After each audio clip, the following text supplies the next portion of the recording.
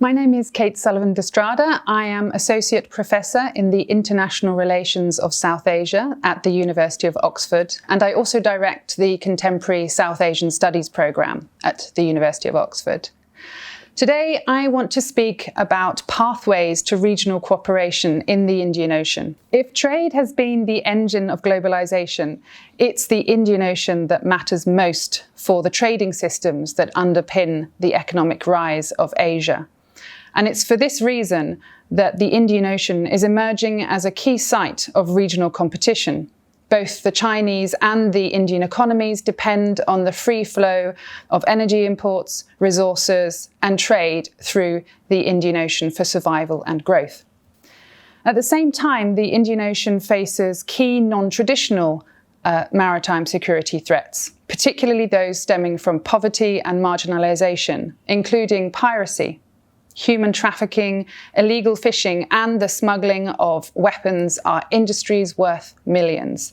Climate change and the degradation of the maritime environment are key background threats. It's these challenges that are encouraging analysts, scholars, and practitioners from both within the region and without the region to respond to a renewed moment for regional cooperation in the Indian Ocean.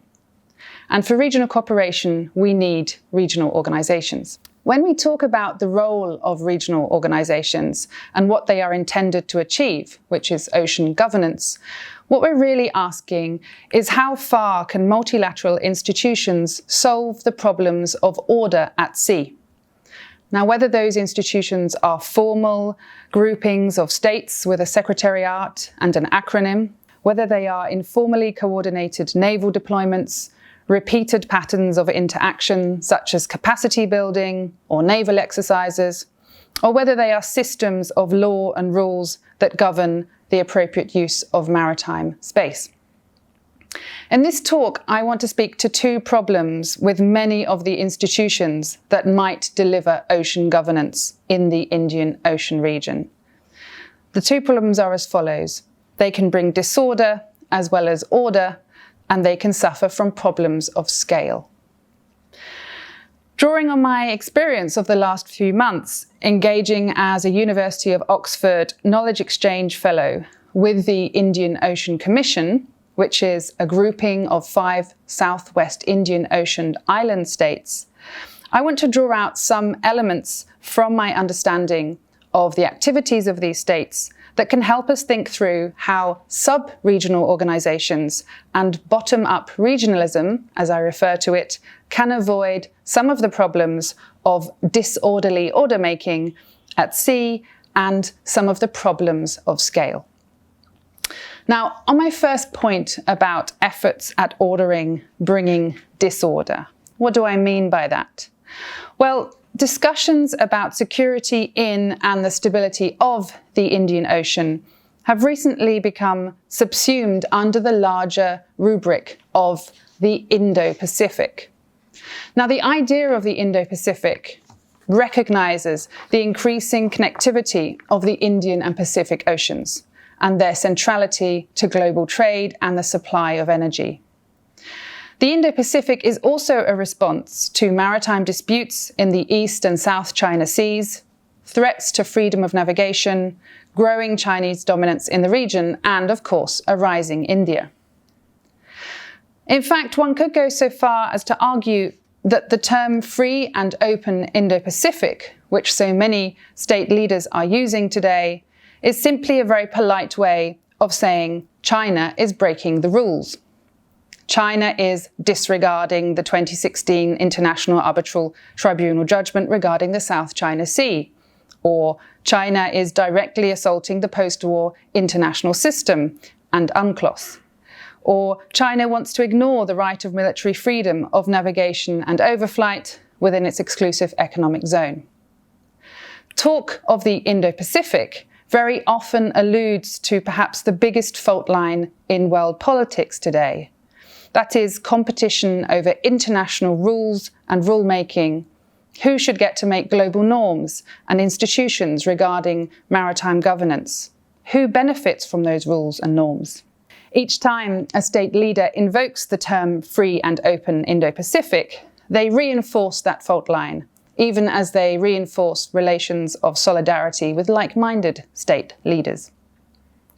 The point here is that in speaking in terms of particular maritime constructs, we can consciously or unconsciously be talking power politics and creating the conditions for greater tensions in ways that traditional and non-traditional security threats can become intertwined.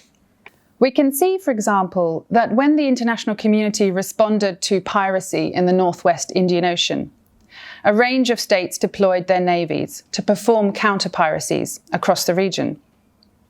This in turn had the knock-on effect of catalysing geopolitical competition. It enabled a continuous Chinese presence and Chinese and Japanese bases in Djibouti. Now, the Northwest Indian Ocean is one of the most militarised regions of the world. In fact, a SIPRI report published in April 2019 reported that 29 foreign military facilities are currently operational in the Northwest Indian Ocean. The challenge we face is to find ways of solving order at sea problems in ways that do not further exacerbate or import geopolitical tensions into the Indian Ocean region. This is a particular challenge for major powers whose interests exceed the region, because of course every statement they make must also apply to other regions where they have interests or to the broader systems of international rules and norms that they champion. Speaking to problems of scale, I've just spoken of how in the Indian Ocean we see security, traditional security and non-traditional security challenges becoming intertwined. We also see how there are different sub-regions within the Indian Ocean, each with their own competing maritime security challenges. We see a blurring of boundaries between land and sea when trying to address the sources of non-traditional insecurity, and we see the intersections of different forms of maritime crime. All of this signals a great deal of complexity, and one of the challenges we face is how to manage that complexity in situations of flux, in a geographical space that is 6,400 kilometres wide at the equator and which contains an incredible diversity of states. This is part of the problem of scale when it comes to developing successful regional organisations. This diversity can cause a number of problems in regional institution building. The Indian Ocean Rim Association is the only multilateral forum established in 1997 that connects the littoral states of the Indian Ocean region, and of course it doesn't include all of them. The original agenda of the Indian Ocean Rim Association was to seek regional economic cooperation. It was to be based on open regionalism, and the idea was to foster trade liberalisation and to facilitate trade and investment on a voluntary basis. Now, the problem with this recipe was that the least developed and small developing countries in the region were less inclined towards voluntary action, because they had a pervasive sense that the stronger countries, back then Australia and Singapore, would benefit more economically from voluntary action.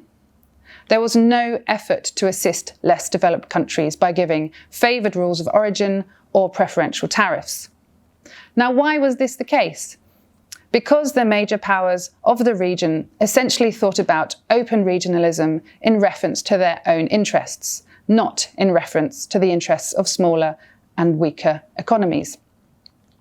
So another part of the problem of scale is how to devise a blueprint for cooperation with so many stakeholders, with diverse stakeholders, and in ways that ensure that major power interests don't become the core of the agenda, to the detriment of smaller players and to the detriment of widespread participation. I want to turn now to the Indian Ocean Commission as a case study of successful regional cooperation.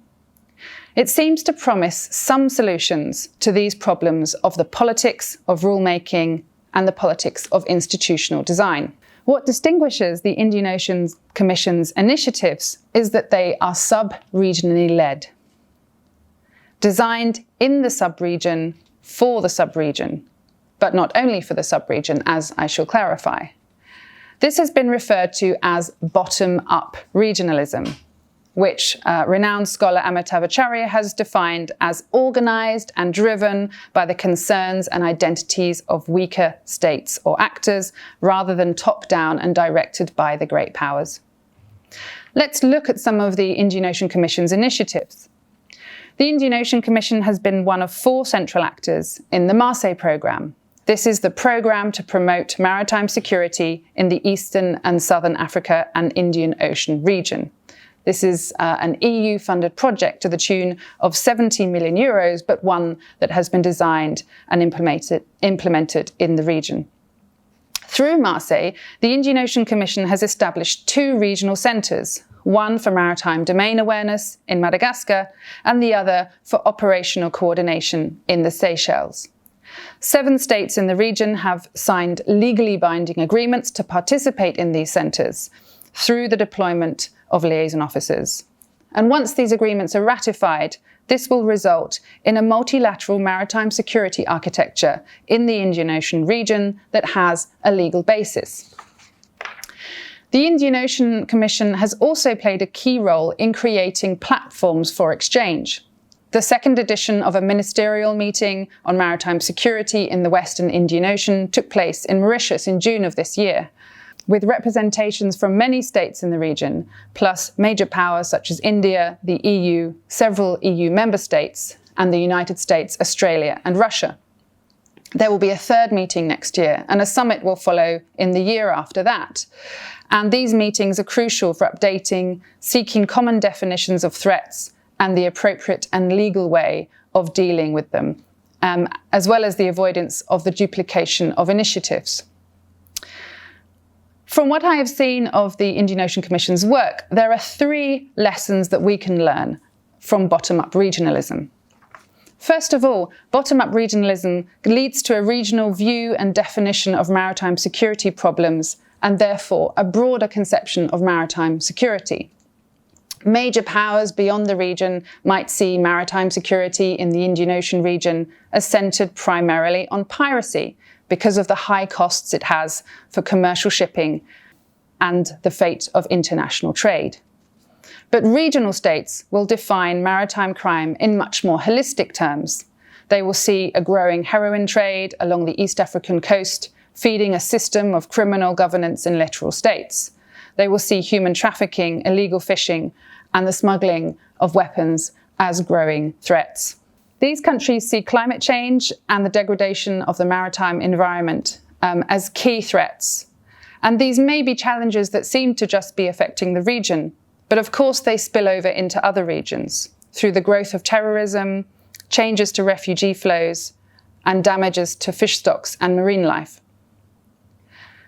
All in all, the countries in the sub-region are best placed to define what the localised and broader regional maritime security threats actually are. The second lesson is that bottom-up regionalism is also best placed to identify solutions to maritime security. So with the support of international agencies, the Marseille programme I mentioned before developed a holistic approach to tackling piracy. First of all, it supported Somali communities on coast and inland, developing and strengthening effective and accountable prosecution pathways, targeting regional money laundering networks and also targeting financial crimes. The design of Marseille, according to my interviews with those in the region who designed it, tried to deal with piracy as a system of crime on land and at sea, rather than simply with pirates themselves. Closer to the region, they were better able to make sense of the complexities. The 2 regional centres I mentioned before in Madagascar and Seychelles are also a response to regional realities, the local limitations of states in the region, particularly in policing and patrolling their often enormous exclusive economic zones. The third and final lesson that we can learn from the Indian Ocean Commission's approach to regionalism is that although regional literacy is very often not good from the top down, it is often excellent from the bottom up. Why are small states concerned about the interests and actions of major powers? Well, partly it's existential. They are vulnerable through the development of ports, investment diplomacy, and the development of bases by major powers. But also, smaller, weaker states need funds, they need knowledge exchange, they need capacity building.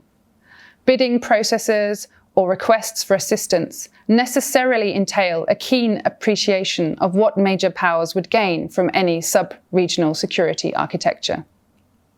So that means that smaller states are highly literate of great power interests, but not necessarily hampered by the pressures that great powers face to signal their commitments and solidarities through the talk of freedom and openness. This may mean that maritime security architecture can be designed in ways that are less provocative, more inclusive, and can make better sense of complexity. To summarise my message, in pursuing regional cooperation in the Indian Ocean, small can be beautiful.